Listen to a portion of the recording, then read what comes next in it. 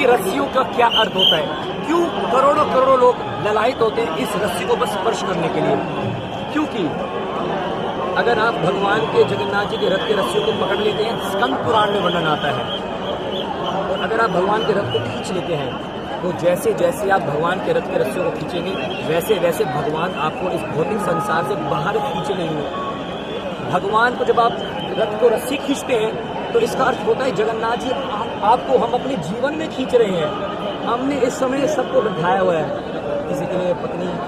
सब कुछ है, किसी के लिए पति सब कुछ बढ़िया है, किसी के लिए बॉयफ्रेंड गर्लफ्रेंड, सबके सामने हम माथा टेकते हैं ना। लेकिन जब आप रथ की रस्सी खींचते हो आप बोलते हो प्रभु इस हृदय में आज से किसी और के लिए जगह नहीं है, मैं ड्यूटी सबकी करूँगा, सबका संभालूंगा, सबका टेक केयर करूँगा, लेकिन ये स्थान सिर्फ आपका। और वास्तव में हमारे पुराणों में वर्णन है, रथ यात्रा में रस्सी खींचने का अर्थ है एक तरफ गोप ठाकुर जी के जो ग्वाले हैं और एक तरफ गोपियाँ, उन्होंने रस्सियाँ खींच के जगन्नाथ जी को द्वारका से या कुरुक्षेत्र से वृंदावन की ओर लेकर चले गए थे कि प्रभु अब चलो, बहुत हो गया आपका ऐश्वर्य में सेवा, अब हम वृंदावन में तड़प रही है।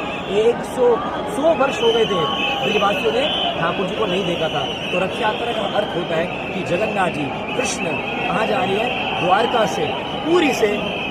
सुंदराचल यानी वृंदावन की ओर जा रहे हैं। गुंडीचा क्या है, वृंदावन धाम है, वहाँ पर राधा रानी कुकिंग करती हैं, श्री मंदिर के अंदर लक्ष्मी जी कुकिंग करती हैं। अब